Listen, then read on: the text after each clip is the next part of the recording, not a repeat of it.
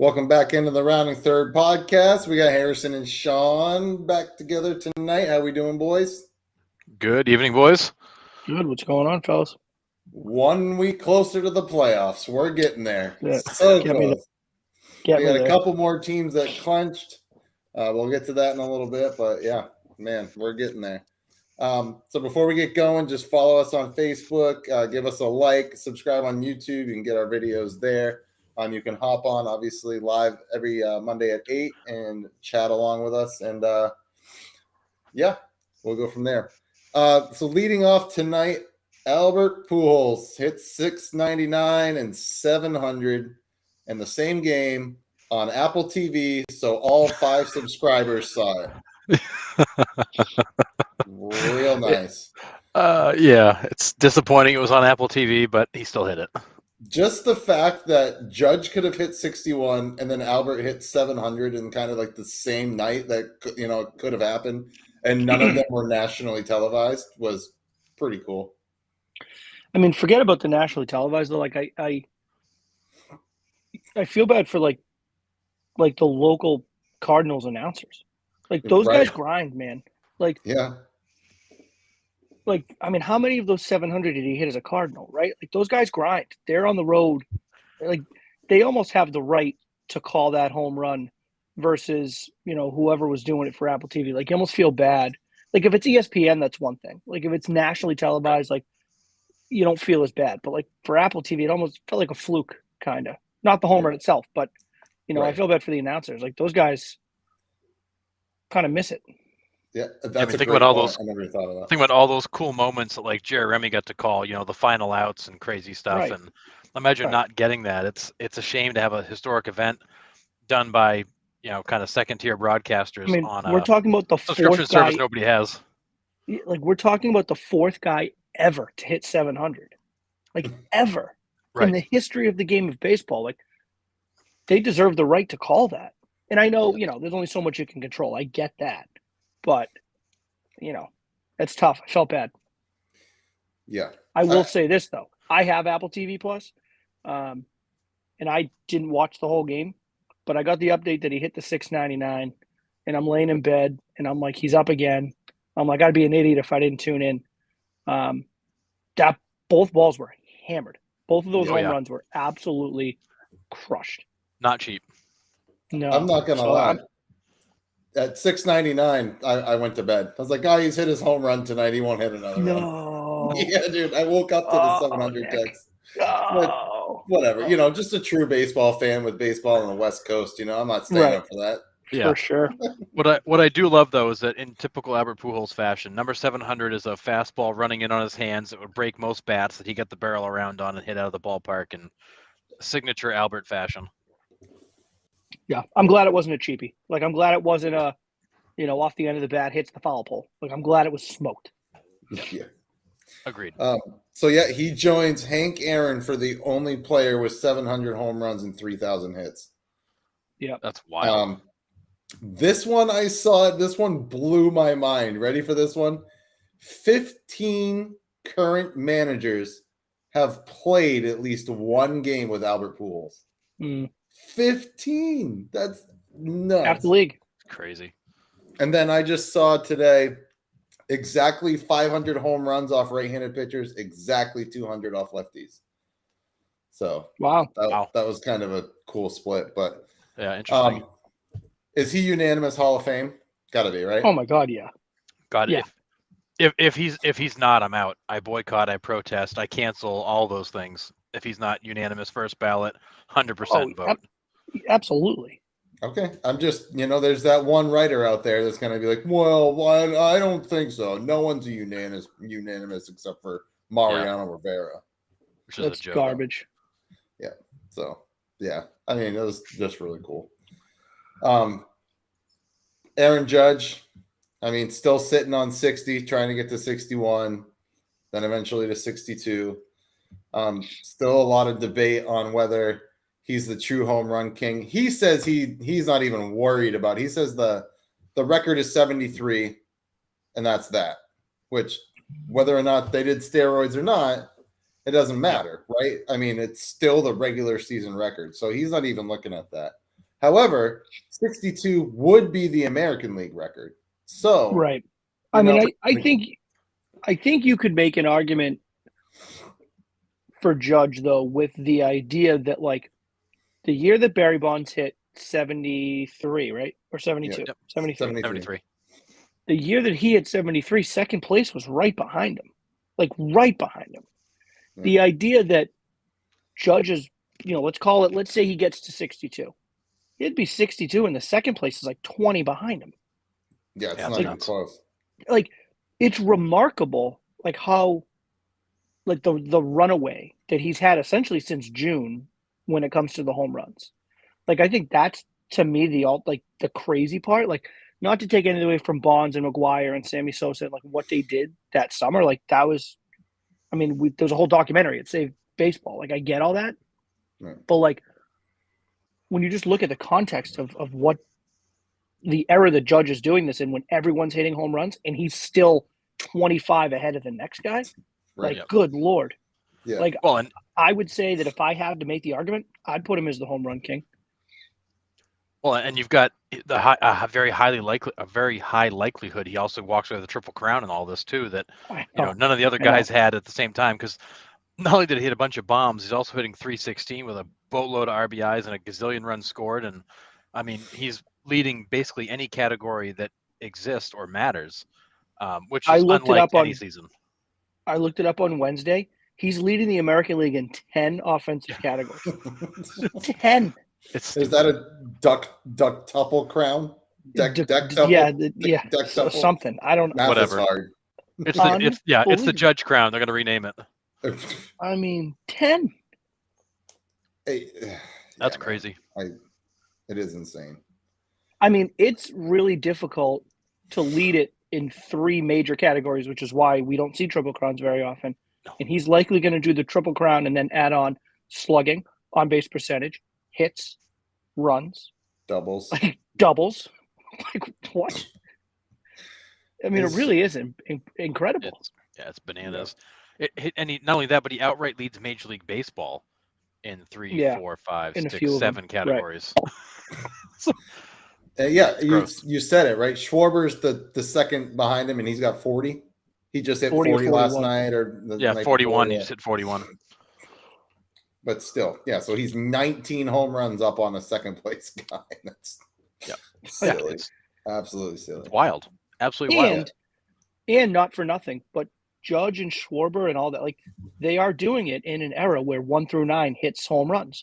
Bonds wasn't, McGuire wasn't, Sammy Sosa wasn't, and nothing against those guys, but they were doing it in a league when every team had 1 or 2 guys that were hitting home runs. Now everybody on every team is a threat for 15 for the most part. Yeah. But at the So same time, it's crazy.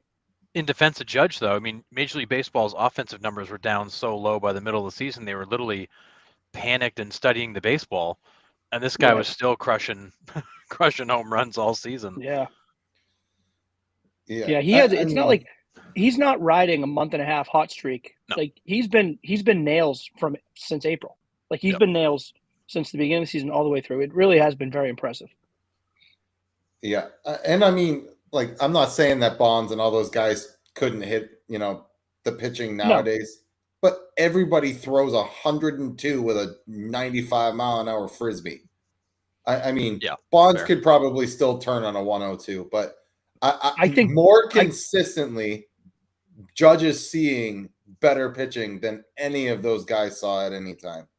Is it My a take huge on- difference? No, but yes, at the same time, if that makes sense. My take on Bonds though is, I think Bonds would have thrived in this era of pitching because he was such a master of the strike zone. Like, Yep. and his famed 30-inch bat, he swung the shortest bat in the league because it didn't matter. He had such quick hands. Like Yep. he would thrive with every pitcher throwing 101, 102. Yeah. Do you know what I mean? Because he Right, would. he's an ambush hitter.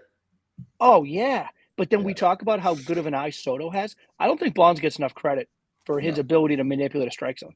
He you would watch an at bat, and he would take 5 straight pitches, and all 5 are like this off the plate. Like he Yeah. knew exactly where the strike zone was. Yeah. So I think he would thrive. So But yeah, it's incredible what we're seeing here this year. Absolutely incredible. Yeah. Well, and to go back to your point about the home run in 2001, the home run leaders, there were 12 players in 2001 that hit 40 or more, and there were that's crazy. 4 guys that hit 50 or more. You had Sammy Sosa at 64 in second place behind Bonds at 73. Who were the top 4? So your top 4 was Bonds with 73, Sammy Sosa was 64, Luis Gonzalez hit 57, A-Rod hit 52. I forgot Gonzalez had that ridiculous. That's year. right. Yeah, in 2001. That was when that was the year the Diamondbacks won it all. Yeah, Luis Gonzalez walk-off right there. Yep. Nice little blooper behind second base. Crazy, dude. 4 guys over 50. Yeah, I mean, when was the last time you saw that? Yeah. Insane. Yeah, I mean, which to me says a lot about what Judge is doing this year. Yep. Yeah. Right. Absolutely. I mean, Totally like agree. for when we've got someone at 41, we got quite a few people in the 30s, and then we have this guy at 60.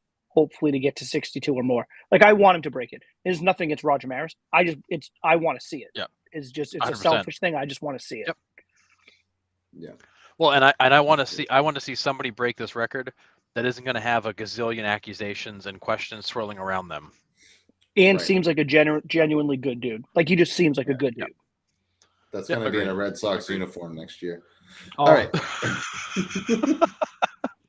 Dude, that guy's going to make like $50 million a year wherever he wants to go. I mean, yeah, it's going to be a really hot off season for sure. I don't know. Nuts. Boy, if you're the Yankees, you're kicking yourselves for not signing him earlier. Yeah, but I don't blame Judge for betting on himself and completely winning. I mean, yeah, nuts. All right, let's move to our playoff clinchers here. Guardians officially clinched this week. Braves clinch, Mets clinch. Everybody else. Sox are eliminated. Sox are officially eliminated. So my World Series pick is, it's wrong. Mine too. I'm right there with you. Mine too. Pipe dream. You guys were pipe dreaming back in April. I admitted it though up front. I said it. This is a biased pick. This is a biased pick. Yep. But yeah, we got spoiled with the playoff run they had last year. I will say we looked ridiculous when you guys had the Red Sox win the World Series, and I didn't even have them making the playoffs. But yeah, somebody here messed up. But the AL wild card still no one has clinched. So AL wild card still is up for grabs here. And Orioles officially aren't out, but it keeps getting tighter. Tampa and Seattle are just trading places day to day. Baltimore's 4 games out. They just keep hanging on. Yep. The Rays, though, Shane Baz is back out for the season. He's having elbow surgery, and Brandon Lau is also out for the season. He's having Tommy John. So 2 guys for the Rays out for the rest of the year. Kind of hurts them. But, I mean, the Orioles, I think it's going to be those 3, right? Mariners, Rays, Blue Jays. I think so. Yeah. I mean, that's the elimination number for Baltimore is 7. They're 4 back with a week and a half to go. They're gonna have to go on a hell of a streak, like win 10 in a row, I think, to have a legitimate shot to get back into this. They're on their way tonight. They're up 5-1 against the Sox right now. Well, I get the Sox though. I mean, wait until they play somebody good. Yeah. Guardians completely ended up running away with the AL Central. I mean, not even the Twins didn't even put up a fight. Neither did the White Sox, really. The White Sox have lost 8 of their last 10. They just completely went out. So to that point, in the last 10 games, Minnesota's lost 8 of their last 10, Chicago's lost 7 of their last 10, and Cleveland's won 9 out of their last 10. And we nailed it. That Minnesota series, that was the backbreaker. They took 4 out of 5 and never looked back. Yeah, the Sox, man. I'll tell you, the White Sox, since let's call it the All-Star break. I mean, they were bad at the beginning of the year. They were kind of like the Red Sox, and then they kind of got hot, and then they went on a slide. Then they got hot again. Then they were the most Jekyll and Hyde team for the second half of the year. And then quiet, my American League Cy Young pick Dylan Cease has just been awesome all year. Yeah. I mean, that guy's been the steady guy that they needed. They couldn't be consistent enough, it seems. And it's almost frustrating because Yeah. Go ahead. I was just gonna say, you see that team on paper, and you're Right. like, this team should just dominate the AL Central. Like, not even close, not even a race. And outside, Yeah, like so- even if they didn't dominate, you would look at that roster and you would go, okay, it's good enough, veteran enough players to, nut up when they need to, kind of Yeah. thing, right? Like, okay, time to go on a run. Let's go on a run. And at times they did, and then at times they didn't. It was a very frustrating team to follow. Yeah. Oh, unbelievably. So you look at a guy like Dylan Cease. He's 14-7 with a 2.06 ERA. He's got 222 strikeouts and 74 walks. Like 180 innings pitched. I mean, he's been nasty. Anywhere else, he's in the Cy Young conversation right now. Yeah. He should be now. I mean, it's I think anyone else other than Verlander, it's an actual discussion. I think Verlander, it's kind of his to lose. Yeah, I would say it's his now. But any other year, Cease is maybe not in it, but front running it with these numbers. He's been downright dominant. Yeah, crazy. Yeah, his only knock on Cease, he walks a lot of guys, but he also strikes a boatload of them out, and none of them come in to score. So who cares? He does do a great job of batting average with runners on. It is really impressive what he does when guys get on base. I mean, you have to with a 2.06 ERA. I mean, yeah, right. Oh, for sure, sure. Crazy. Yeah, when you walk that many guys and have a 2.06 ERA, it means that just because they got on doesn't mean they're moving. No. All right. So here's the thing in the AL. Are the Astros the team to beat still, or are the Yankees still at the top here? Like, I mean, are the Astros that much higher than the Yankees? Are the Yankees here? Where are we putting those teams? Houston has very quietly compiled the second best record in baseball and left the Yankees 7 games behind them. There are no weaknesses in the Astros game. The Yankees are riddled with weaknesses. Garrett Cole, he turtles up in big games. They're living by the long ball. They don't hit good pitching well. The Astros don't care who you are. They just steamroll teams. And on top of that, where the Yankees have a guy that turtles, the Astros have a guy that becomes Superman in big games, right? Like it's the polar opposite. Totally. Again, the Yankee team on paper is great. Like, so on paper, you look at it and you go, that'd be a great ALCS. I think Houston, if that's the matchup, I know we're getting ahead of ourselves. I'd take Houston in 5 if that's the matchup. Oh, hell yeah. Yep. I'd give them a gentleman's sweep, but I don't think the Yankees have much of a chance if they meet in the CS. No, you're talking. I mean, Verlander, then Framber Valdez. I mean, these guys just roll out great outing after great outing. And I mean, I know we talked about Valdez last week with the quality starts. You get a guy like that in the playoffs, and you put him after Verlander. Let's say Verlander goes out and throws a gem game 1 like everyone would expect. A frustrated Yankee lineup going up against Framber is just a recipe for 1-2-3, 1-2-3, 1-2-3. Just ground out. Like, just not being able to be patient, not waiting for their pitch. A frustrated lineup that gets stressed out, and that's a tough matchup, I think, for a New York offense. We'll see, but I think Houston's going to have their way in the American League playoffs. I really do. Yeah. And I literally was just watching Teoscar Hernandez mishitting a grand slam by about 3 inches as it hit the top line of the wall off of Luis Severino. Oh. All right. Other than the Yankees, or we'll get to the NL in a second. Other than the Yankees and the Astros, who has the best shot of getting to the World Series, other than the Yankees or Astros? In the American League? In the American League, yes.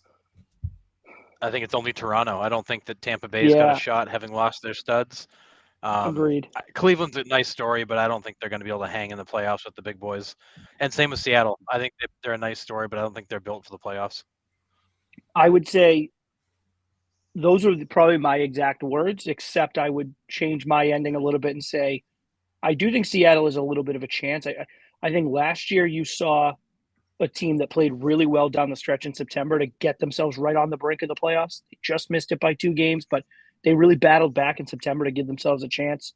They had a really tough start this year when they went out and they got these names that were supposed to help them, and they started off really slow, and then they just came roaring back. The only thing, like, they would have to avoid Houston. Like, Yep. Houston, someone is going to have to knock off Houston. Seattle can't beat Houston. But No. if someone was to do them a favor and knock off Houston, I could see Seattle sneaking into the ALCS. And let's say it's Seattle Yankees. Who knows? But other than the big two, Toronto has a legit chance just because of that offense. And Seattle, I've learned to not count Seattle out. They just have nuts. The whole roster, they just have nuts. Yep. And you give a superstar like Julio Rodriguez, a superstar in the making, I should say. You give him the spotlight, man. Who knows what could happen? Who knows? He's just young enough to be cocky enough to get it done. But we don't know if he's going to be there, though. True. He's on the IL. His back is messed up. But you do have Robbie Ray and Luis Castillo. I mean, 1 and 2. Those guys are going to pitch a couple times a series. If it's a short series, those guys can go in and steal 2 wins right off the bat, and then, maybe they can steal a third game somewhere. But I mean, when those guys are dealing, they're dealing. But when they're not, they get absolutely hammered. But Sean, I think the point you were making, Sean. Well, I was just going to say the point you were making, Sean, is if you take Houston out of the mix, if Houston gets knocked out in the first round, it's wide open. Because all of those teams, I think, could go in and make some noise. As you guys are saying, they could steal a couple games. You take Houston out of the mix, it's wide open. Yeah, which I don't think anyone will. Like I don't. And just to tie ball on my Seattle take, that was contingent upon J-Rod being healthy and playing. If J-Rod's out, then I don't think they make it out of the wild card round. Yeah. But yeah, I mean, we'll see. I think the interesting part is going to come from, because someone's going to obviously have to face Houston when they come out of their bye in that second round.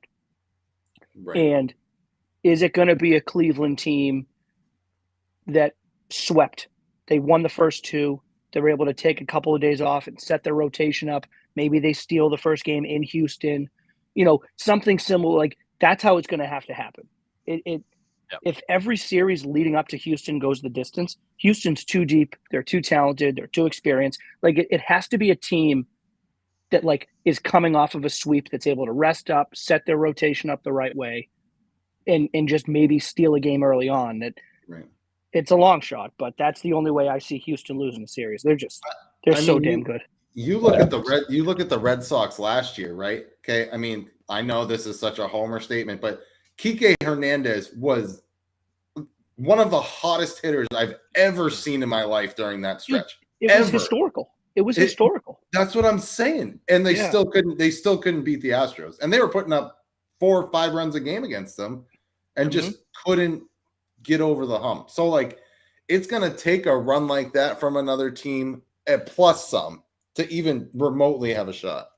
In this year's Houston team, I think, is better than last year's Houston team. Mm-hmm. Yeah. I think this year's better than last year. Totally. Crazy.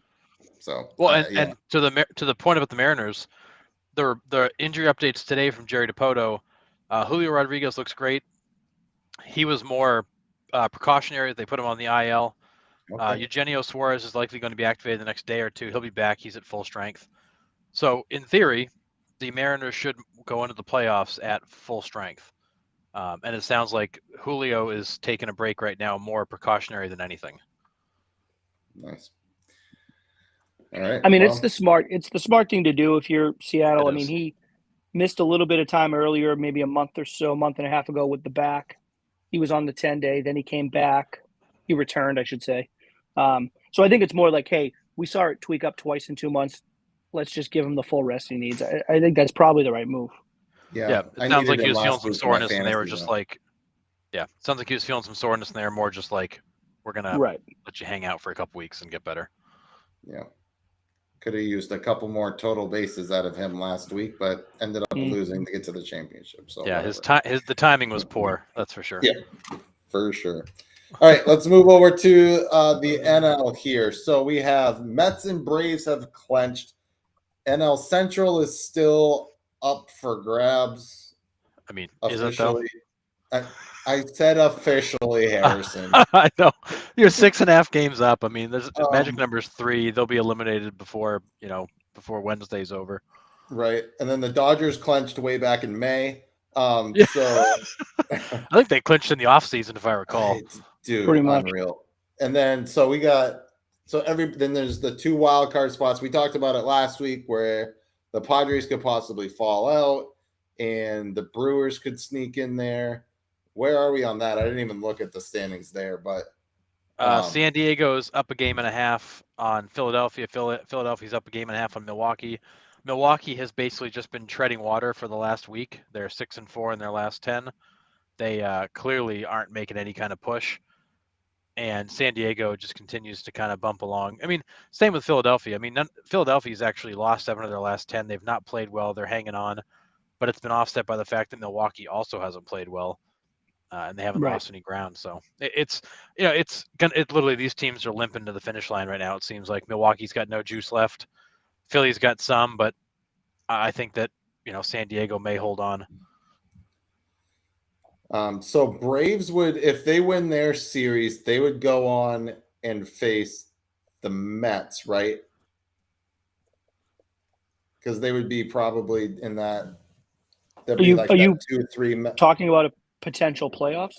Yes. So run it by me again. The Braves would come out of the bottom and they would go to the Mets, right? Because the Dodgers have the best record, so they would play the winner of the 2-3 wild card series, right? So it'd be no. The Dodgers are up top. The Mets are at the bottom bracket, 1-2. Then the Braves would be down in the 2-3 bracket. The Braves will. So if the season ended right now, the Braves would be the 4th seed into the playoffs because they're the first wild card. So it would be St. Louis against Philadelphia. Winner of that would go against the Dodgers. And then it would be Atlanta, San Diego. Winner of that goes against the Mets. Yeah. So yes, it could potentially be Atlanta coming out against the Mets. So, but that could all change depending on. That's all by record, right? Or is that by? No, it's by seeding. Right? It's by seeding. It's by seeding. So the 3 division winners get 1, 2, 3, and then the wild cards are 4, 5, 6. 4, 5, 6. So St. Louis is the number 3 seed right now, although Atlanta's 6 games better than them. Because they won the division, which is an advantage you should get if you win your 100%. Division. Then yeah, absolutely. 100%. Atlanta is the better team, but they did not win a division, so therefore their best seeding they can get to number 4 as the top wild card. Yeah. So wouldn't they put the number 4 in the number 1 bracket, and then the 2 in the I 3? thought the same thing, but it would only make sense if they reseeded, because like if you think about the way football does it, right? Like the number 1 seed in football always plays the lowest remaining seed. So they'll reseed every round so that you always have, if you're the number 1 seed, you always have the lowest remaining seed. Baseball doesn't do it that way. So they don't. What they're essentially the way they do it is they're letting the Dodgers avoid playing the Braves because the Braves are the best wild card. So essentially the way that they're saying it is, listen, we want to give LA the best possible matchup. So the best possible matchup is St. Louis or San Diego or however it would play out to be, because if the number 3 seed wins or whatever, or you know what I mean? I think that's kind of the idea behind it, because they don't reseed. I think they should. Yeah, so actually I just pulled up the postseason kind of layout right now. So if the season ended right now, LA is number 1, New York's number 2. Yeah. MLB is not going to reseed. So in order to do that without making it unfair, LA gets the winner of Atlanta, San Diego, the 4-5. New York gets the winner of St. Louis, Philadelphia, the 3-6, because it's likely that St. Louis would win that series, and therefore New York would draw the highest remaining seed. Right. But that ain't right. Shouldn't be the way it is. So they've set it up in a way. Yeah, exactly. They've set it up in a way where the Mets are either going to play the number 3 seed or the number 6 seed second, and LA is going to get 4 or 5 rather Yeah, than I don't- reseeding. So I I don't get like. I that. would rather see them reseed. They should reseed. I mean, what's the harm? There's no harm in it. No. Because I'll tell you, if I'm a Dodger fan, which thankfully I'm not, but if I was a Dodger fan and Philly ended up upsetting St. Louis, I'd be furious. And so yeah, the Dodgers get the Braves and the Mets get the Phillies. Like I'd be furious. 4 versus 6. I'd be furious. Sitting The there going, 6 I goes won to New 100. York. I won 200 games this year. In my prize is my first matchup in the postseason's Atlanta, who won the World Series last year. And the Yeah. Mets get the team in their division that they wiped the floor with all year. That's not fair. Right. No, it's. Yeah. I'd rather see them reseed. That's clunky. They should. There's no harm in it. I don't get why they wouldn't. No. And that might be something that they revisit. I mean, it seems like they change the playoff format every freaking year anyway, so it doesn't even matter. That's true too. But yeah, okay. I mean, we've said Mets all year. Our preseason pick was Mets. Are we sticking with that, or are the Dodgers actually going to win a legit championship this year? Not a 2020 60-game season. So my World Series pick was Dodgers Blue Jays. I'm hoping to hell I still see it. Yeah, I mean, I've been on the Mets since March. I'm going to stick on it. I mean, again, as I say every week, they've given me no reason to go away from it.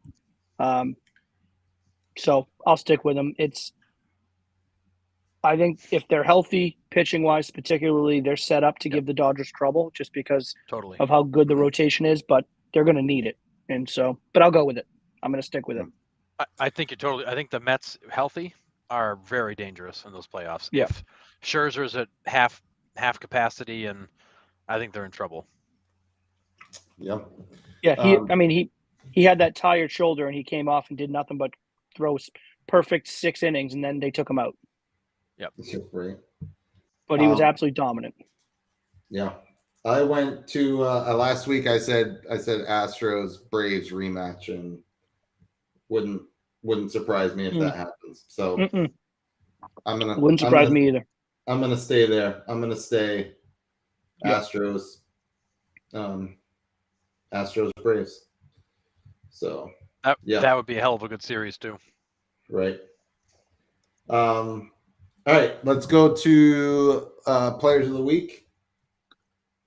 Players of the week. All right, so we have 3 players of the week this week. So in the American League, we had Stephen Kwan. For the week, he hit .438, 2 home runs, 10 RBIs, 4 stolen bases. And then his highlight of the week was on Sunday. He had a 3-hit day, including a grand slam and 2 stolen bases in Cleveland's 10-4 win over the Rangers that actually clinched the AL Central. In the National League, we had 2 players of the week. Number 1 was Pete Alonso. And for the week, let's see, Pete, 4 home runs, 13 RBIs to bump his league-leading RBI total up to 128. And actually, he has broken the Mets single-season RBI record now. I was going to say that, yeah. As the Mets went ahead and clinched. And the second player of the week was Albert Pujols, for obvious reasons. Why would he 700. Yeah, he hit a couple of home runs. They were kind of important. And, although the Cardinals haven't clinched, they're close. But he did hit .368 over the week, scored 3 runs, hit obviously the 2 biggest home runs of his life, and earned himself player of the week. It's just crazy. The more I think about like him as a whole and like this last season, I mean, that puts him at what, 20, 22 home runs or something like that for the year? Who? Pujols. Albert. He's still gonna be at 20 or just a little bit above, right? So Albert's currently he's at 21 home runs, 58 RBIs. He's hitting, I mean, the guy's hitting .264 at 97 years old. He's played 103 games. I mean, what can you say about a guy who's 97 years old still hitting bombs? Yeah. And for the people that are saying that like they're throwing him cookies, that's not true. No. Dude, 699. He took a slider down and in. Yeah. That's a tough pitch, and he golfed it out. Watch the replay. I mean, 700 was a hard sinker coming in on him that he got his hands in on and launched. I mean, I don't. there's I no I get BP frustrated by fastballs it. out there. I get frustrated too by it, Nick. But then I just think, you know what? They're not watching the game, so it's like whatever. I No, don't clearly not. like No. the opinion of people that aren't watching the game shouldn't bother me. So whatever. Right. Yeah, Because they you're right. I read mean, if some you watch Facebook it, thread. I mean, you saw the one live, Nick. I mean, that was Yeah. at the knees, 4 inches outside, and Yeah. he hammered that thing to right field. So like, no. Right. Agreed. If that's what you think, just keep watching something else. Yeah. Brian says, yeah, watching those last few, they were. Yeah, tough. they were. They were. Yeah. I mean, Oh, I'm not even going to he's be earned able. I'm not even going to be able to get out of bed when I'm 42, let alone swing a bat. You know. And I'm not talking just about you, Brian. I'm just saying as a whole. Like a lot of people are saying that they're throwing him cookies, and it's like No, there's he's still no a good cookies hitter, out man. there. No, for sure. All right, our rounding third question of this week kind of stems from our discussion a little bit last week about wins versus quality starts. So I put it out there, said, what should be more important stat going forward in today's game, wins or quality starts? And we got 2 responses. Henley the Rose said, quality starts. As much as I love seeing a pitcher with 20 wins, that could be 100% from having a good offense around you and not about how good you pitched in any game. I do feel for some reason like the measurements for a quality start should be adjusted. He's just not sure what to. I'll give a sec on that. If you win 20 games, you're doing something right on the mound to win 20 games. Now I get that like the offense can help you out, and maybe you shouldn't have won 20. Maybe the offense bailed you out on 3 or 4. But like you're not winning 20 games because you have a good offense. Right. Like so, and while I agree with the sentiment of what that guy wrote, like a 20-game winner is still a 20-game winner. Like you win 20 games, you're a damn good pitcher. Right. You're still going 5 innings, right? Because you have to make that requirement to get a win. And it's not. I mean, it's if you win 20 games, you win 20 games. That's pretty damn good. I just think a quality start type of statistic and measurement is just much more accurately depictive of what you as an individual accomplished on the mound every 5 days. Yeah. Right. Because to that point, like to talk out the other side of my mouth for a second, like, you could have had an average day. I mean, think about this. It's quite frequently we see guys get wins without quality starts. Absolutely. Right. Right. I mean, we see that quite frequently, and it doesn't necessarily diminish a win. But if you tell me, I had 12 wins this year, that's fine. That's pedestrian. That's not great, but that's not terrible. Right. But I had 26 quality starts. Like, get that guy on a better team. Like, that's a guy that, do you know what I mean? Like, Yeah. I just think quality starts is a much more like individualized. It tells you how good that individual pitcher was versus a win, which could be, give or take this, that, or the other. Well, I agree. My offense puts up 12 runs in the first 5 innings, but I give up 6 in 5 2/3. Like, I'm still going to get the win. But, it's just, yeah. Now, you're not doing that 20 times. Well, right? no. That's not happening 20 times. But yes, yeah, right. So here's a great example. Here's a great example of that argument. So Framber Valdez, 26 quality starts, 16 wins. Kyle Wright, 19 quality starts, 20 wins. Now, those guys are both on great teams. I mean, you're talking the Astros and the Braves. Mm-hmm. So really, it's a function of who are they up against, what kind of day did the offense have, and also, there's also this no decision scenario where maybe you left after 6 innings, got the quality start in a tie game, and they won it later. It's just like a win or a loss is not always the pitcher's. Not just like a win isn't always the pitcher's fault. It's also not always a loss isn't always their fault either. Quality start's the best measure of how they performed, but it doesn't measure how they perform kind of within the constraints of the team. It's a cool metric, but could you imagine saying that Framber Valdez leads the league in 26 quality starts, which is basically a win, and starting to track, go back into the record books and chase down quality starts? It's. I get where you're coming from, but I think it would be a good thing moving forward, and maybe it doesn't replace wins. Maybe it doesn't replace. It's just added in, and it's part of someone's stat line, and it's much more commonly used and quoted. I don't care if you're a major league pitcher, it really. I mean, we can shit on the Pirates and the Nationals and the Reds for a while. We shat on for being so bad, buddy. If they're a major league lineup, a quality start's impressive. Like these guys are so. I mean, we talk about how hard it is to play baseball. Like, if you're ripping a quality start night in and every 5 days, and every time out you're ripping a quality start. I don't care if every 5 days it's against the Royals. Like, that's impressive.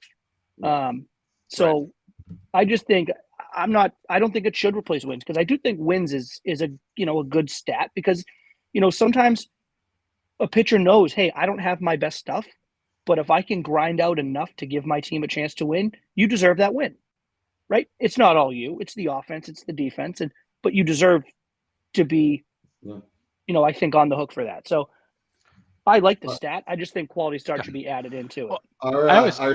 Our second comment, it's from Jim. He said he's 3-8, but he's got 9 quality starts. Said no fan ever. Well, it's a funny quote, but he's like, I'm being sarcastic, but not too sarcastic. Quality starts should absolutely be taken into account by the GMs deciding on who to pay and who to sign, but fans and analysts aren't going to suddenly get excited about them. I will say this: for as much as I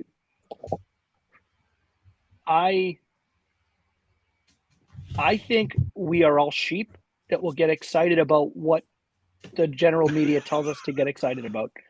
I think if quality start becomes a stat that you hear on the radio and you see on Twitter and you hear on the pregame and postgame shows and you hear David Ortiz talking about it in the booth, if it's a stat that's commonly talked about, then people will get excited for it.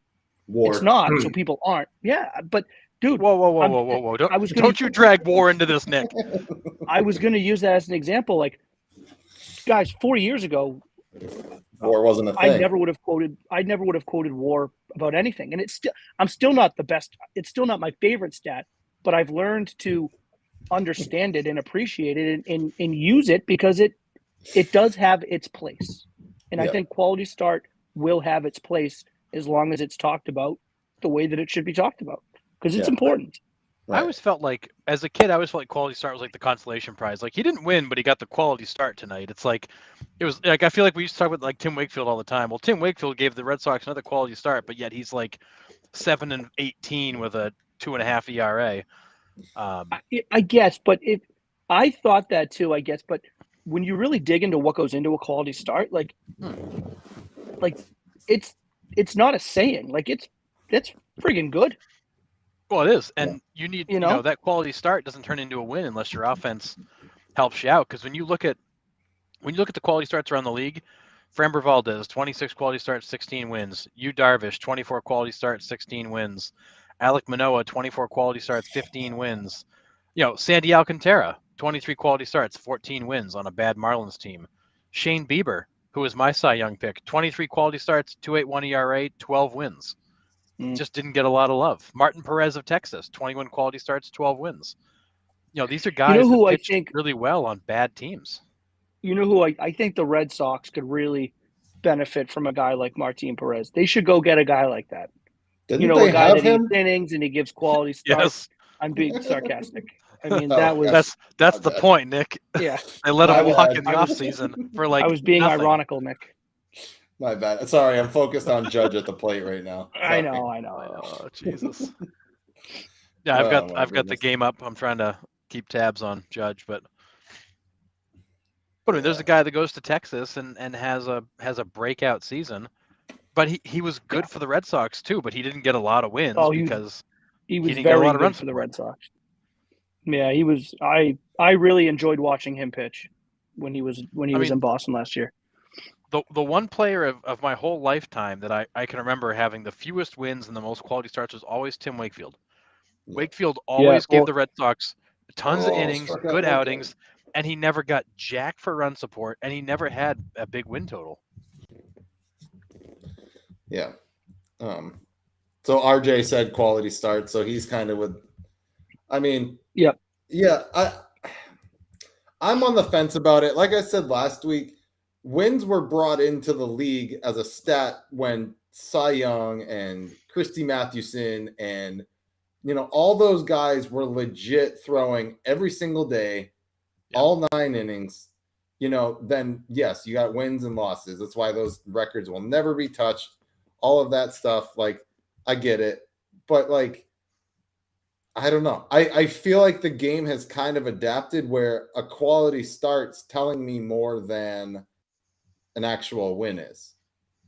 But I said I'd rather be an amateur fan. I'll keep getting excited about ERA and wins that a pitcher can't control, and strikeouts, which every hitter does now. I mean, the quality start is a good metric to look at how well a pitcher has performed, but ultimately, quality starts don't earn you playoff spots, don't win you world championships. It's all about the wins. It's all about, having all the pieces come together. And it's always going to be measured. This game's always going to be measured based on wins, ERA, strikeouts. But I think quality starts is a stat that I think most people don't even know exists. And it's I don't know. I just think, I mean, for a sport that counts everything, for a sport that has a stat about absolutely everything, like quality starts is as indicative, or I should say, as it has as much of a decision in postseason appearances than on base percentage. I mean, I can do everything I can to get on base, but if no one's driving me in, I'm not scoring runs. Therefore, we're not winning games. Therefore, we're not getting to the postseason. I mean, quality starts is equally as removed, if you will. Like, yeah, fine, quality starts is good, but if we're not scoring runs, I'm not getting run support, we don't win games. Well, then, like, we might as well, if that's the argument as to why we're not adding it in as a daily stat, then we should get rid of 80% of the stats that we do actually keep. And I'm not advocating for getting rid of it. I'm just saying, like, if that's the argument. Well, no, the question was, do you want to measure a pitcher based on wins or quality starts? I think quality starts is a super important stat that should be measured, but you can't measure a pitcher and put them in the Hall of Fame for how many quality starts they had. You got to put them in the Hall of Fame for how many wins they had. I guess, I don't know. I mean, we could go round and round on this. I'm not entirely sure I agree with that. I mean, I guess I see what you're saying, because, like, wins is the ultimate goal is to win the game. And the more wins, the more postseasons. Like, I do on a level get that. But I mean, shit, the Hall of Fame is, I mean, we're talking about an individual achievement, an individual accomplishment for what you did for your career. And I mean, shit, you go out there every 5 days and your job is to give your team a chance to win. I mean, you're not scoring the runs, especially now with universal DH. I mean, you go out there and you give me 40 quality starts a year on average for 10 years. Like, shit, man, I don't care how many wins you got. You gave me 6 and under, 3 and under every time you went out. I mean, if that's not Hall of Fame worthy. Yeah. I mean, we're never going to see 300 wins again. The guys just don't pitch enough, right? Yeah, they just don't, they don't have 4-man rotations anymore. They don't have. But tell me how that quality start metric, that one that I just, which is a ridiculous number, but let's just say 30. Let's go down to 30. You have someone that for 10 years gives you 28 to 30 quality starts every single year. You take out wins, you take out losses, you give me ERA and quality starts, which if you have that many quality starts, you're going to have a great ERA. So you give me ERA, quality starts. I mean, how is that any different? But pause there for a second, Sean. If you go 6 innings pitch, give up 3 earned runs, get a quality start, that's an ERA of 4.5. That's not a great. That's not a great stat line. I mean, obviously some starts can be better than 3, but if you go 6, give up 3, you're pitching at a 4.5. Yeah, I mean, I guess that's fair. That's so, like, fair. I'm gonna pick on your boy Dylan Cease here for a minute. Yeah. So Dylan Cease, who's clearly should be in the Cy Young conversation, is number 26 in the league. He's only got 16 quality starts in 31 starts, with 14 wins and a 2.06 ERA. Basically meaning every other outing, he's either not going 5 or he's giving up more than 3. So with that argument, he's the 26th best pitcher in the league, and that means Framber Valdez is your Cy Young winner with 16 wins and 26 quality starts. I'm not saying number of quality starts equals best pitcher. Right. And I'm not saying it equals, but I'm just saying over an extended period of time, a 10-year period of time. He's giving you the best chance to win. Not just they're yes, doing their and job. it's not just giving you the best chance to win. You're likely going to win a lot of games. And like if you do that night in, night out, like you're likely going to win a lot of games. But let's say we're taking wins out.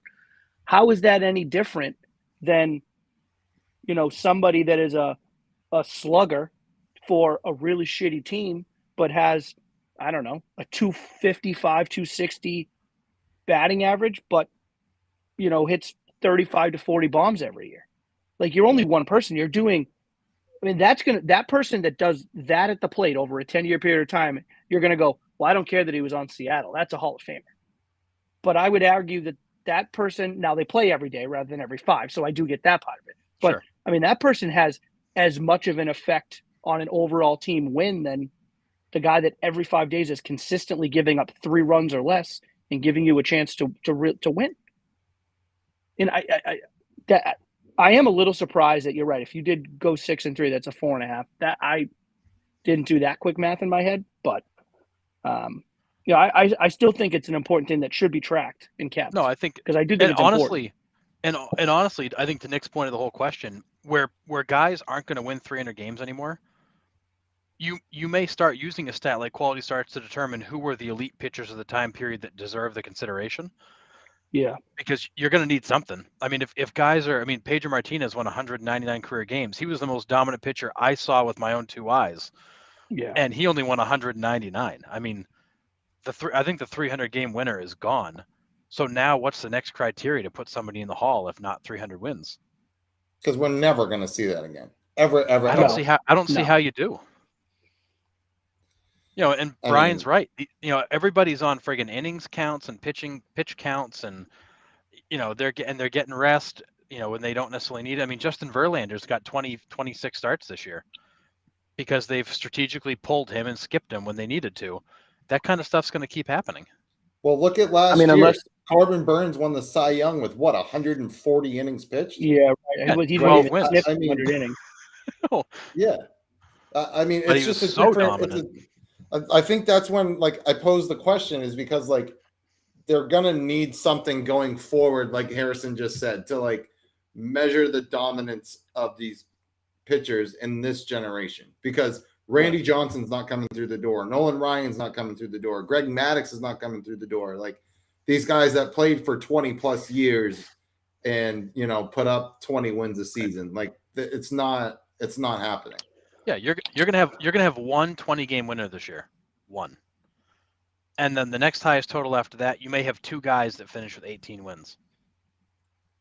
You just literally, you've got 1, 2, 3, 4, 5, 6, 7, 8, 9. You got 10 pitchers with 15 or more wins. 10. That's it in the whole friggin' league. I'm so okay with it though.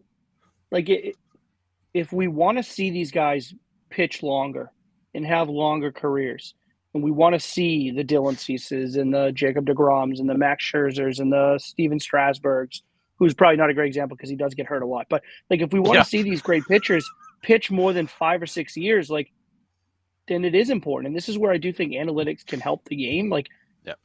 I don't think it should take over the game, but I think it can help because, it's probably important.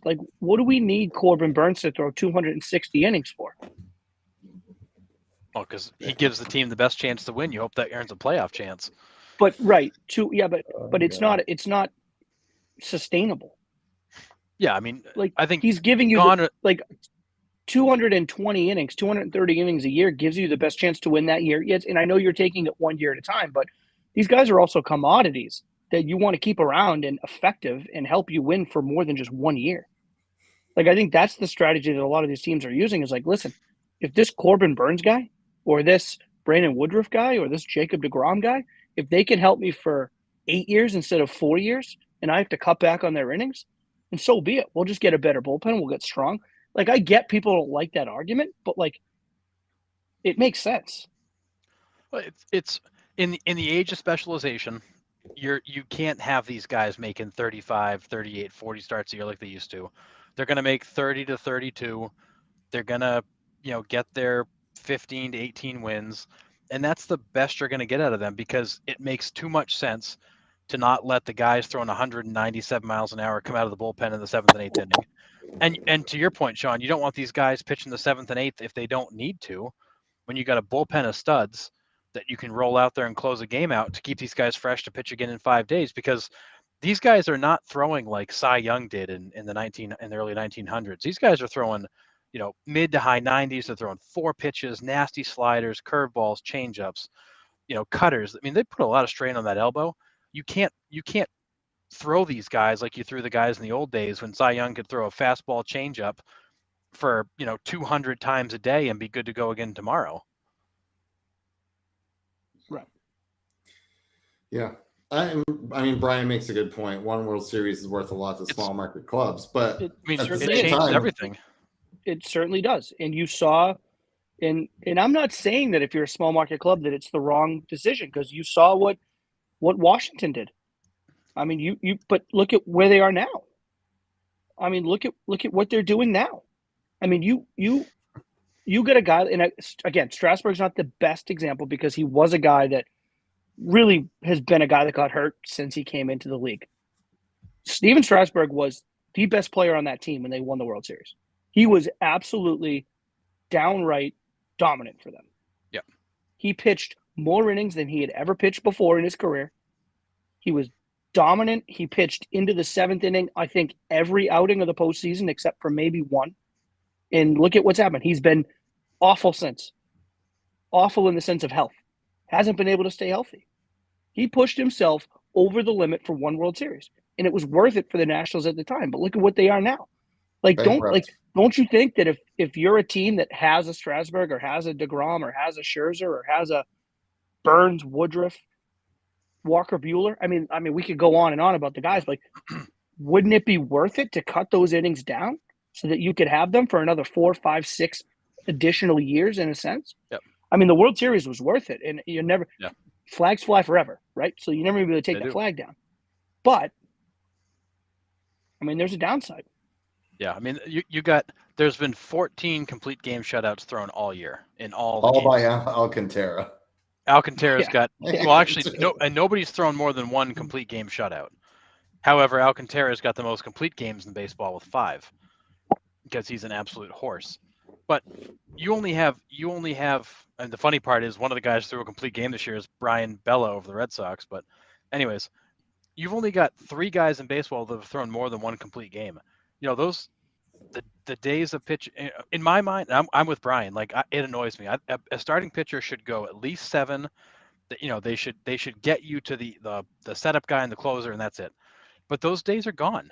These guys can't give you 7 innings more than 15 times a season, 20 times a season, but they can give you 5 or 6, 25 to 30. And that is what it is. They throw harder. They throw differently. The game's different. Specialization. You got bullpens loaded up with studs. You look at the bullpens of the 60s, 70s, 80s. Those guys were out there freaking chain smoking. Most of those guys couldn't throw anything in terms of pitches. You went to them only because you had to, not because you wanted to. It's a totally different game now, and we have to accept the fact that a starting pitcher is no longer going to go 7, 8 complete games. There will be a day when complete games are almost completely eradicated because nobody's going to let anybody throw 9 innings. Yeah, probably. Yeah, because these guys don't pitch contact anymore. They pitch for strikeouts. I don't know. Greg Maddux would throw 9 innings and throw 85 pitches. He'd be barely warmed up when the game was over. Guys don't pitch that way anymore. Right. I think we'll see. I think organizations, managers, these pitching game coordinators, like, I think they're just forever and always from here on forward. I just think they're going to be much more specific with when we're asking pitchers. I do think you'll see it every now and again. Like, I think every now and again you'll see a complete game. It's going to be a game, maybe a division game that decides a big 3-game cushion or what. Like, I think we'll see them here and there because there are dominant starting pitchers, and sometimes you just got to ride the hot hand. But to the point of, like, is it worth throwing a complete game in May? No. Like Like if your guy is absolutely mowing him down on May 9th, like is that worth the extra 2 innings on the arm? Well, And- how and many we've- guys have been pulled in a perfect game this year? I was just going to say There's that been we've seen three Clayton times? Kershaw and Max Scherzer pulled in perfect games this year. Okay, twice. Yep. Couple Yep. guys I mean, and a and few it's- pulled in no hitters. Yeah. But we're talking okay, and I get that, but we're talking two guys that are on the back end of their career that have thrown a lot of Get innings it? Mm-hmm. that are on teams that are trying to win a World Series. And I mean, Kershaw was way early. It was like April. I don't even think we were into May yet, right? Wasn't it his like first or It second was start April. of the Yeah, it was year? like his third start of the Right. season or something. And then Max Scherzer was his first start coming off of the IL. No, and I get So- that, but I'm just saying the game's completely changed in that aspect Oh, because Right, but I agree. I agree that it's. But I think my argument is that like I don't necessarily think it's been changed for the worse. No, it's just Right, Like different. I but don't. you're I- preserving your arms. I get it. Yeah. you know, and I would I have loved to watch. It was last Monday when we were on the show that Max was doing that, and would I have Right. loved to see Max pull that off? Absolutely. But does Max need that in his resume? Like, But- what's more important? Well, and if he misses the playoffs because he's toast, like what did you gain from it? Well, right. and Like, what's these more important? these guys in the late 90s and early 2000s weren't a $500 million investments. Well, They that's just another weren't. thing too. Right. You know that's what I another mean? thing, too. They weren't. I mean, you're paying Max Scherzer what? At the end of it, you're paying what? Almost $60 million a year, or that's what No, he's he's- getting. You're paying him 42, but he's still getting like 17 from the He's- Nationals. So he's Yeah, literally He's a $130 million investment for the Mets over 3 years. He's $43 million a year. right, You're but gonna- he's still getting 17 million from the Nationals, is what I meant. So Yeah, like, yeah. He's still getting paid but by that. still, but okay, whatever. Still, $42 million a year. Like you're gonna protect him, right? That's like me buying like a $25,000 car. It's gonna sit in my garage because I'm afraid to drive it. Like That key is gonna seriously. look so good in your garage, though, Nick. exactly. That's what I'm saying. Like, dude, I'm a school teacher. That takes me about 10 years to make 25 grand. Okay, so back off. All right, so like, you know what I mean? Like, I think Sean's on the right track. It's a way to preserve their arms, preserve their money, protect their investments. That's just the way it is. So getting back to the regular question, quality starts is probably going to be a better measurement going forward, correct? Yes or no?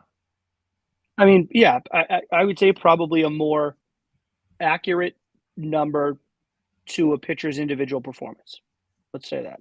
Yeah, I would agree. It's the best measure of what a pitcher contributes individually. But ultimately, wins are still going to be what they're scored upon. But I do think at some point Mhm. down the road, when guys are only winning 200 games, that quality starts is going to have to get factored into the conversation at some point. Because how are you going to put guys in the Hall of Fame that don't have the Right. credentials I as have agree. traditionally been determined? I Pitching agree. war. And I'll tie a bow on it. Every other player, every offensive player has their individual statistics Mhm. and then their team-ridden statistics, right? Batting Yep. average is you. Batting average is Yeah. what you do. RBIs depend on other people. Runs Yeah, scored runs scored, highly 100%. depends on other people. True. Pitchers have ERA, which is you for the most part. You, right? Because it's an error is not an earned run. So it's kind of what you've done. Yep. Quality start fits right into that. Like I don't think we're reaching for anything that doesn't already Yeah. kind of exist in that hemisphere. Yeah, fair.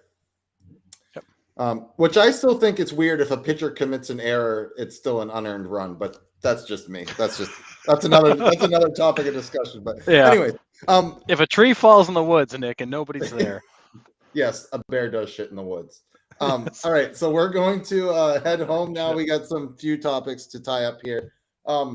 So with the new playoff format, if two teams are tied at the end of 162, they're going straight to the head-to-head matchup. They're not doing a one-game playoff to get into the playoffs.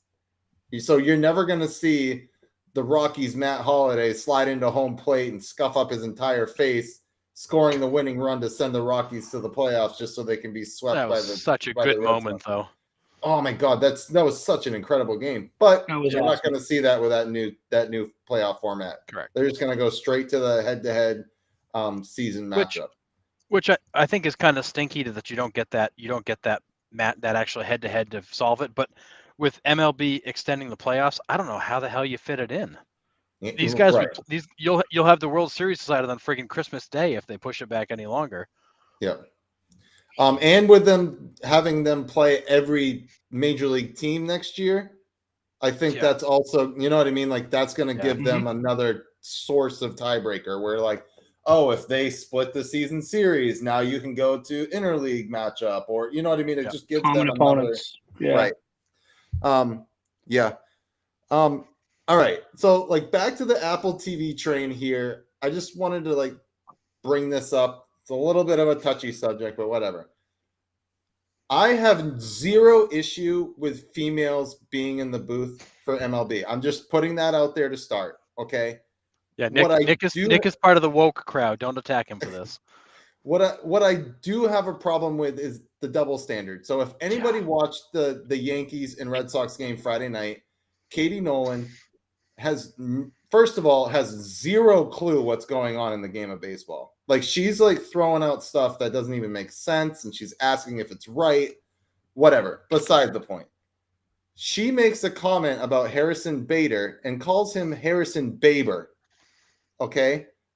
Now, if a guy does that on the telecast, and for the record, it was not a slip of the tongue. She thought it was cute that she called him Baber because she thinks he's pretty. Right. And so, like, if Tom Brenneman says that, he's out the door, right? Before the inning's over. Right. I mean, and like I said, I have no issue with females being in the booth. Like, I think they have the platform to do it, and they can be great at it, but they still have to be professional about it. And I just felt like that was not professional at all about it. That's just my 2 cents on it. No, it was stupid to say. It was you know, a male announcer would have been walked out of the booth probably before the game was over.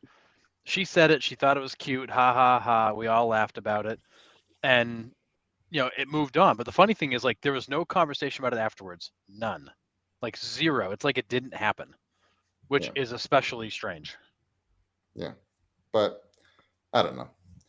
Anyways, so we're gonna move on. But I just wanted to throw that out there because I just think it is a double standard and it's not fair. Like if you want to be in the booth, you should be professional. That shouldn't be coming out of your mouth. Moving on. I agree. Okay. Yep. Seattle Mariners extend Luis Castillo 5 years, 108. I mean, kind of knew that was coming. Pretty smart. I mean, he's one of the top right-handed pitchers in the game right now. I mean, you got to lock him up if you want to sustain this run that the Mariners are going on. Well, and that was what, 5 years, 108. I mean, yeah, not a huge chunk of change. What, 20 million? You're talking 21 million bucks a year. I mean, that's I mean, for $21 million a year, hell yeah. I mean, that's a steal. Sign me up.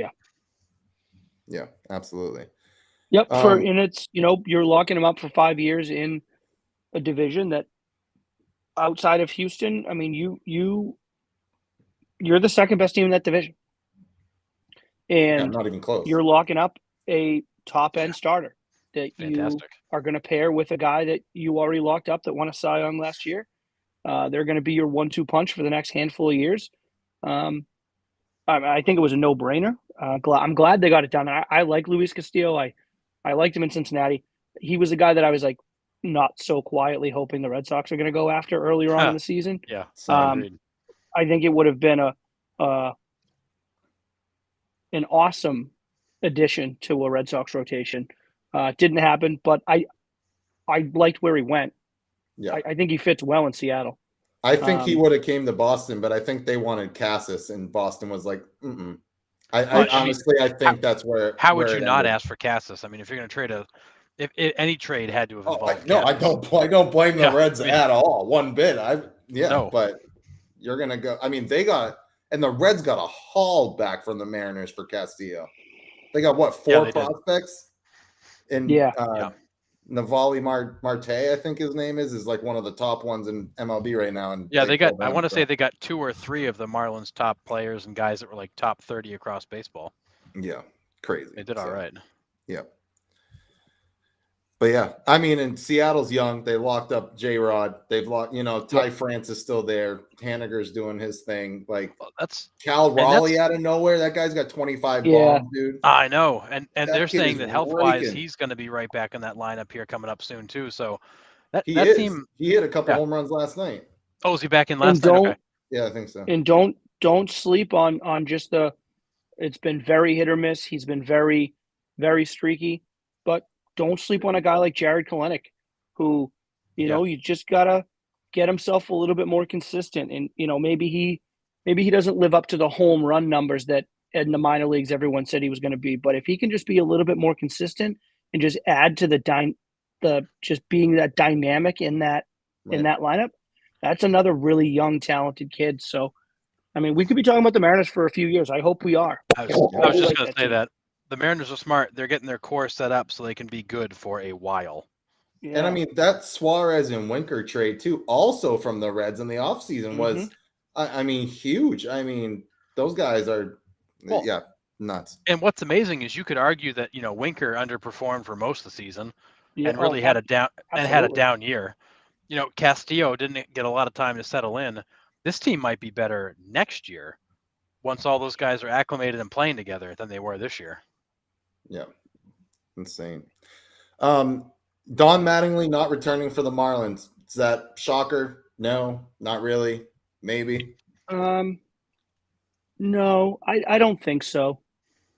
I don't necessarily think he did anything bad. Like I don't think he underperformed. It's not like he was given a dynamic club and he severely underperformed. But they haven't really got that much better. Like they haven't really progressed the way that you would have thought they would progress. I mean, they gave him a good chunk of years. It wasn't just 2 or 3 years they gave him. He's been there for 8 years. Right. Like, and they've kind of just been the 4th or 5th best team in the division all 8 years. 8? Yeah. 8. Dang, I never would have guessed that. That's what maybe it's the that's front what I office said. I'm just like, being like, you know what? We want another Yankee out of here. We can't stand these Yankees. Jeter's gone. Mattingly's gone. Get them all out of here. But, 8 years and never. Well, sorry, it's 7 seasons. This will be the 8th since they've had to hire a manager. So it's been 7 full seasons behind the bench for the Marlins, and honestly, I think he did exactly what they brought him there to do. He brought some stability to the club. He helped bring some young players along, but he's at the point he's at. He was not going to take them to the promised land. I think he was just trying to help them navigate an ownership change and a bunch of young players and a retooling of that entire organization top to bottom. And I think in many ways he probably looked at them and said, I'm done. I don't want to do this anymore. And they probably, I think in many ways they just said, fine, let's let you go. We get it. Because they didn't, from what I've read today, he didn't ask, they didn't ask him to leave. They actually asked him what his plan was. And he told them that I'm out. Like, I want to move on. And they kind of told him at that point, we get it, fine, move on. But I think he was brought there to get them through an ownership change, a complete retooling of that whole organization top to bottom. They were never going to win, no matter who was behind the bench. And now he's ready to hand the reins off, and here's a bunch of good young players. All right, so here's my thing with it's I think Mattingly Mattingly took over in 2016, right? 2016. This is just a few of the guys that were on the mounds. Now, granted, the front office is the ones that get rid. Right. But this is a team that in 2016 had JT Realmuto, had Justin Bour, Danny Hechavarria, D. Gordon. They had Marcelo Zuna, Ichiro, Christian Yelich, and Giancarlo Stanton. I mean, that's a team that had all those guys. Mm-hmm. Well, I was just naming position players, right? Right. But it's a team that gets rid of those guys for prospects that, like, I don't know, like, did they get that much better? Like, is that a team that grew the farm system? Like, they got a lot of prospects for these guys, but, like, and it's not all on Mattingly. I mean, you've got got your minor league coaches that are responsible. But I mean, is it a team, I guess, and I'm not necessarily knocking Mattingly, but when you say, like, he did what they brought him in to do, like, did he though? And I just don't know. Like, I see a team that had some talent on that roster in 2016 The ownership knew they didn't want to pay them all because they were young and talented, so they traded them for these young prospects. And I don't know. I see a team that every year you look and go, well, that team's talented and young. Watch out for them. And then they finish fifth in the division. Right. Like Well, I don't know. I don't know. And I think to that point though, Sean, I think in some ways Mattingly did what they asked him to do because he continued to nurture the young talent, develop the young talent. They traded him off. Then they tried to take all that, and they were trying to play this trade up game, like, we're going to dump these guys off, get draft picks, retool the farm system. But honestly, I believe Derek Jeter brought him in to create some stability, help with the young players, help with the development, because this was expected to be a long rebuild. You saw Jeter leave this year, but when they finally had the pieces in place, and the team went, "Nah, we don't want to spend the money on the finishing pieces." And I think Mattingly's now following him out, going, "Okay, this is never going to go anywhere more than where it's at today." Well, I will definitely agree with that part. I think when Jeter left, I'm not surprised that Mattingly's following him quickly through the door, because I think Mattingly sees what Jeter saw. Like, right, like he saw the pieces, he saw the talent, he saw that team. Finally, we're in a place where we could make a little bit of noise. We got the They're young like pitching. 2 players away from being a legitimate contender. Right, and there were players out there for them to go get, and they just didn't go get them. Yeah. So I think these guys were biding their time, rebuilding, retooling, and then the ownership group went, "Nope, we're not going to do this." And that's when I think both of them are saying, "Okay, this is never going to go anywhere." All right. Well, I just talked myself into being a Mattingly guy, so that was a wrap. Well, and honestly, I don't think Mattingly, even if they put the pieces in place, I don't think Mattingly was going to get them to the promised land. I think he would have gotten them to a point where they were good enough he could hand the reins off. But maybe when Boone gets fired after the Yankees go out in the first round, Mattingly ends up back in New York. I mean, Mattingly, he's such a good baseball guy, but I don't know that he's a great coach. Like or manager. There's a lot of decisions he makes that makes you scratch your head. When he uses the bullpen, how he uses the bullpen. I think the whole Jazz Chisholm experiment's been a bit of a learning moment for him. How you handle a dynamic personality like Jazz Chisholm. I think New York would eat that man alive. I think he was a great player there because he just focused on baseball. I don't know that he could be a good manager there. It's no different than being in Boston or New York. Those big markets. I would not want to be a manager in one of those big markets. Every friggin' move you make is scrutinized, and I don't know how you get comfortable ever in that job. Yeah. Couple other things before we go. Nolan Arenado has recorded his 7th 30-100 season. He's pretty good last time I checked. Unanimous Hall of Famer? Not yet. I don't know about yet. I would say it's close. I would say give me 3 or 4 more years of this. And again, I mean, we talk about he spent so long on such a bad team, and it's not his fault. I know. But he's now on a good team. If you give me 3 or 4 more years of this level, plus 2 or 3 postseasons of like good ball, maybe not win a title, because winning a title is hard, but show out in the postseason. But then I'll be on that train. I'm just not there yet. Could we be looking at one of the best all-around baseball players ever? Well, I think you're looking offensively and defensively. No, I think you're looking at Scott Rowland all over again. I mean, he projects to be another Scott Rowland. Great glove, good bat. Is Scott Rowland going to make it into the Hall of Fame? He may not. I mean, Arenado right now he's finishing up his age 31 season. Yeah.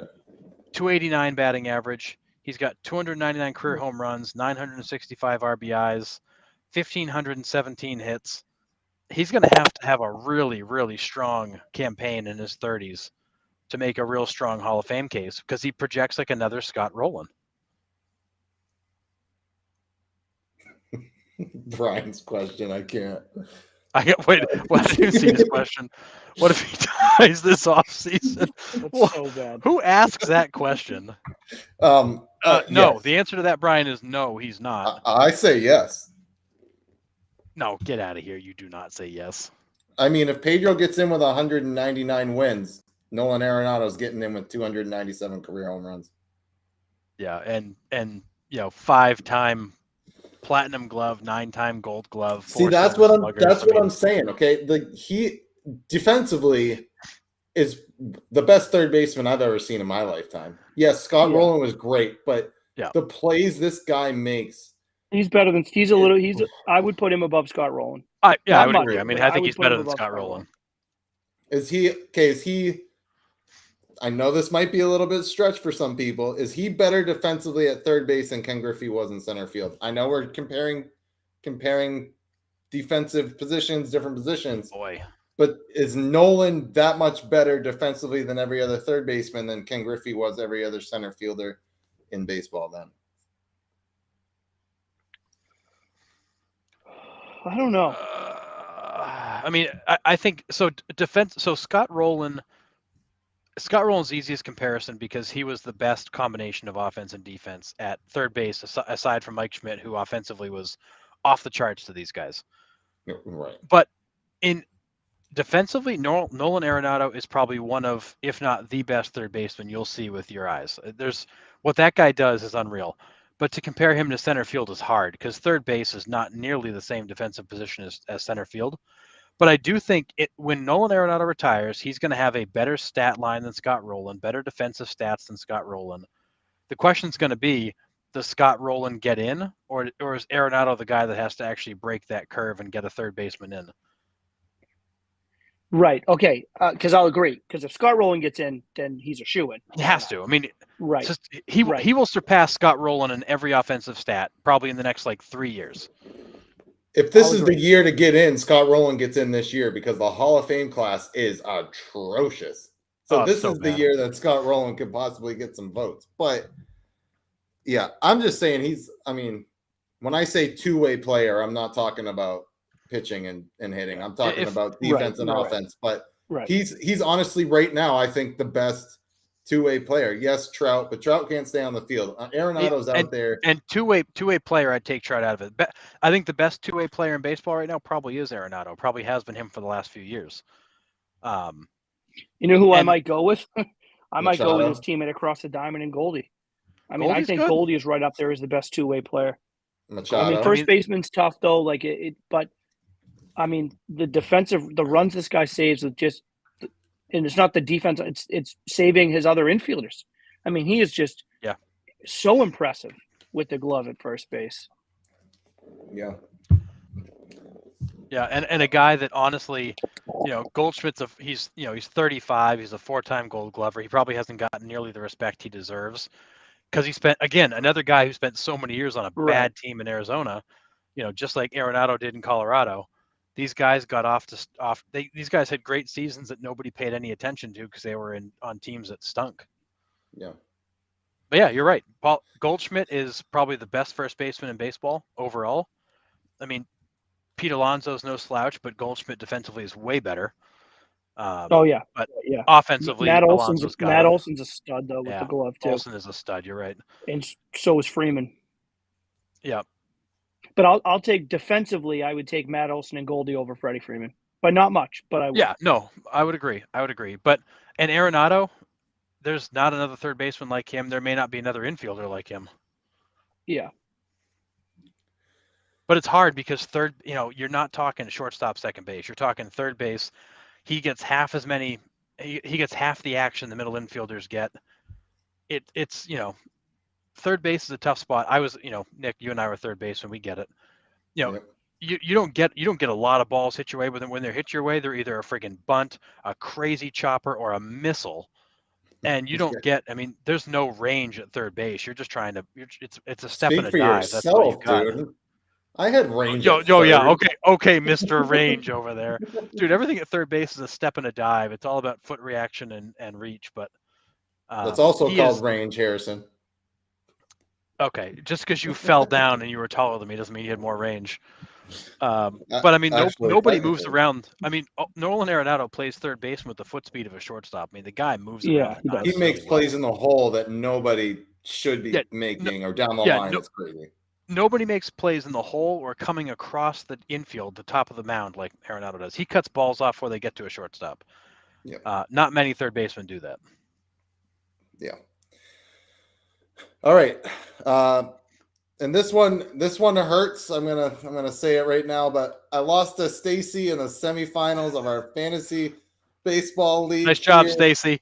Knocked Got it. me off, and we actually gave her Mariners some love today. I hope you actually watched today, so we didn't actually crap on them the entire time. We're actually rooting for him pretty hard. At least I am, I think, in the AL here. But yeah, so Stacy is going to face off with Brian, and Brian might have had one of the best fantasy seasons ever recorded in the history of fantasy baseball. He only lost 1 week, or did he lose 2 weeks? 2, I think 2.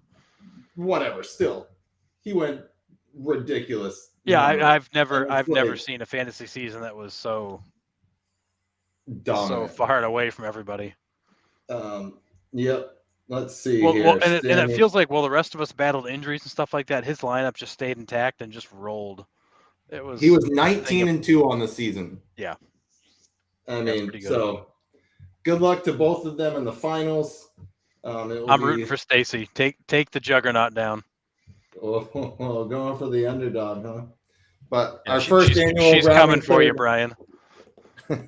So our first annual rounding third baseball fantasy league is up for grabs at the end of this week. So next Monday we will know who won and we'll announce the winner. But yeah, that's all I got for this week. You guys got any other hot takes or news from the week? No, I just I obviously have been anti Aaron Boone for however long Aaron Boone's been the manager. We haven't noticed. No, I know. And I was thinking like who it kind of rejogged my memory when you guys were talking about like Mattingly being like, I don't know if it fit in Boston, you wouldn't want to take the job. And I was thinking, who would I think would be the good fit to replace Boone in New York? And I'm thinking, and you know who popped into my head? I think he unfairly never got the shot that he should have got with the Mets, and that's Carlos Beltran. Oh yeah. If I'm the Yankees, I think he's on their staff now, isn't he? Didn't they sign him when he was like when his suspension is over? I mean, I feel like that would be a really good. Let's see where he is. Carlos Beltran. So he was out there somewhere. He was like a special assistant for a little while or something. Okay. So I don't know what he's doing now. I think he's. I mean, talk about a baseball guy. I think he's a great baseball guy. I mean, he certainly gets the. The Yankees have had him on the Yes Network, and he's been doing like media stuff for them. Gotcha. Okay. All right. Yeah, you're right. He's been around the Yankees organization. Does he have any interest? I have no idea. But I'm just thinking, like, from a perspective of, like, looking at it, I would love to see him. I think he deserves another shot to be a manager. He clearly wasn't afraid of the New York Lights before, right? Signing with the Mets. Who knows? I mean, I think that would be an interesting one that I could get behind. So we'll see. But I mean, I think Boone needs to go. He stinks. But I think Carlos Beltran, I think, could be a good one. But that's my last one. The only thing I'm going to add is I'm not sure if anybody saw it, but Major League Baseball umpires again proved that they don't get it. Yep. And they threw Luke Weaver and Robbie Ray out of the game for this national anthem standoff. Same game, the Royals came back from 11-run deficit to win the game. Wait, they tossed them? I didn't know they tossed them. They ejected them from the game because they wouldn't give up on the standoff. And I forget who the home plate umpire was, the fat black guy. I can't think of his name. But they ejected the guys after a minute and a half. They threw the guys out. Everybody's still warming up, and they basically warned them, and then immediately, like 3 seconds later, ejected them for the National League, the national anthem standoff. Again, these umpires are the worst. They feel like they're untouchable. They run the game. It's all about them. And this is yet another example of the umpires feeling like they are bigger than the game and throwing these guys out for something that really was so friggin' stupid. Yeah, I did see that. I thought he was just gesturing for them to get off the field, which I mean, I guess he was, but I didn't realize he was tossing them out of the game. Mm-hmm. That's Yeah, no, he threw 'em out. unreal. Yeah, they both got thrown out of the game. Wow. That's crazy. So- Just stupid. Well, it's just like the two managers that got tossed at the same time without a pitch being thrown in between. Yeah, Yeah. I can't Right. remember those right. But it's like, It- what the heck? Like, what is It's- going on? just stupid. My goodness. I can't wait for the first robot to just be like, Yeah. like They're gonna have to like show the video up on the jumbotron of somebody getting thrown out because there won't be anybody on the field. oh my god, But- crazy. It'll just be the gif of that. I'm saying to Matting, we're like, boom, gone. That's just what they put on the jumbotron. That's such a good one. I love the. It's and my he literally favorite one. he said boom. Yeah, Like he boom, actually said boom. That's my favorite one. That's my Oh, favorite it's one. so amazing. It's so good. It's so All right, good. so we are actually next week is the last week of the regular season, correct? Yeah, Yeah. I mean, October we're in 7th is- October. October 7th is the first. Yep. So yeah, we are. So next Monday we'll be finishing up the season here, and then we're getting into playoffs. So Oh yeah. stick Yeah. with October 24th. I mean, I know we're a few weeks away from that, but that's the Pats are home Monday night against the Bears. So if you guys do it Monday, I won't be on, or if we do it a different day, we can just do it a different day. Well, maybe we can do that. I don't know. We'll So. see. I mean, you're gonna go even if Mac Jones isn't QBing. Buddy, season tickets mean season tickets, baby. I'm going every game. Okay, Might thanks be for a the painful invite. season to watch all the way through, though. It's okay. It's just All going right. to make it that much sweeter when I'm there when they're actually good again. Yes. Yeah. True. All right. Well, that's a month away, so That's we'll what got talk time. about your PTO at that time, anyways, because I think Yeah, you're I'm pretty tapped out. sure he's used his time off, Nick. We got to talk about this. Okay. Anyways, thanks for listening. Thanks for commenting. Thanks for joining the conversation tonight. It was fun Yeah. as always. Make sure you like, subscribe on YouTube, share our podcast, interact with us. Sure as playoffs roll around here, we're going to be sending out tons of content. So go ahead and comment on it, send us a post, whatever you want. And we will see you next Monday at 8. See you, boys. See ya.